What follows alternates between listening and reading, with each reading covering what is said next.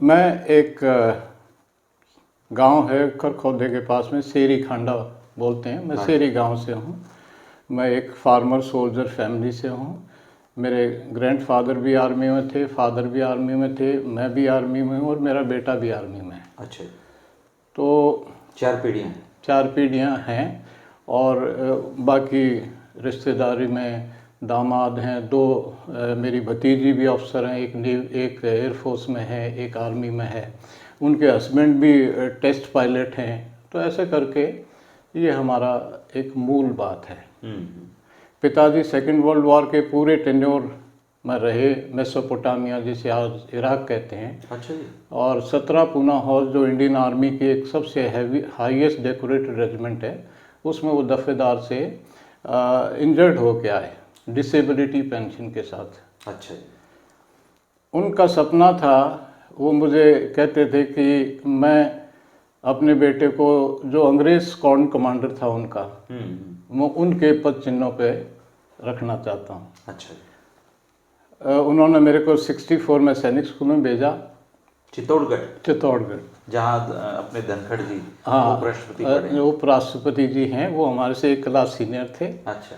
और मेरे लिए वो ज़िंदगी की एक अहम और बहुत ही ज़रूर डेस्टिन्ड बिगनिंग थी।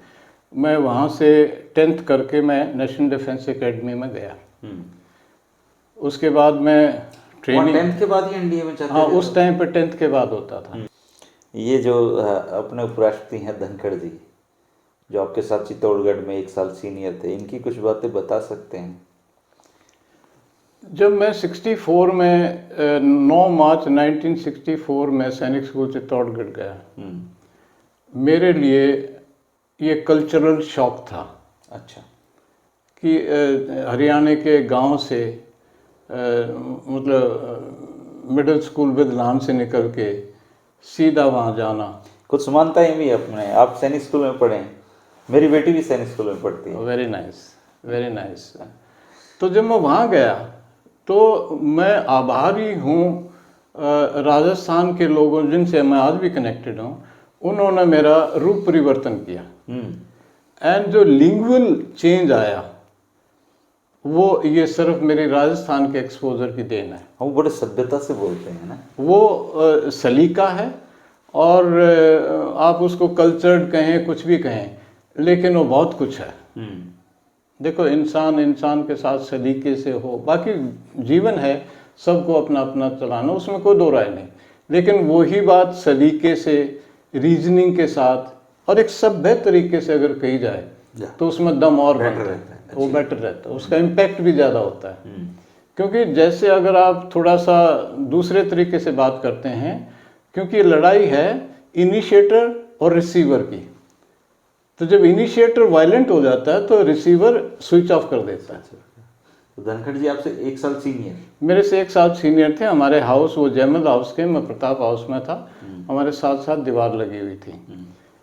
Very hard working, very intelligent. School में इनका टॉप लेवल के लोगों में नाम था, स्टूडेंट्स में। अच्छे स्टूडेंट्स थे, बेस्ट। और जब ये डिबेट वगैरह होते थे तो एक्सटेम्पोर जैसे बोलते थे, जैसे टर्राटे से। क्या बात है। इनका, he was one of our academically, he was the best. Jagdeep Dhankhar के मुकाबले में चाहे वो डिबेट हो रही हो, एकेडमिक परफॉर्मेंस है, इवन नेचर वाइज बहुत ही जेंटल एंड केयरिंग। मैं बाद में भी जब सुप्रीम कोर्ट में साहब प्रैक्टिस कर रहे थे, 1-2 बार मैं उनसे तब भी मिला। अच्छा। तो वही हाव भाव, ग्राउंड लेवल के आदमी, and very sensitive to others feeling.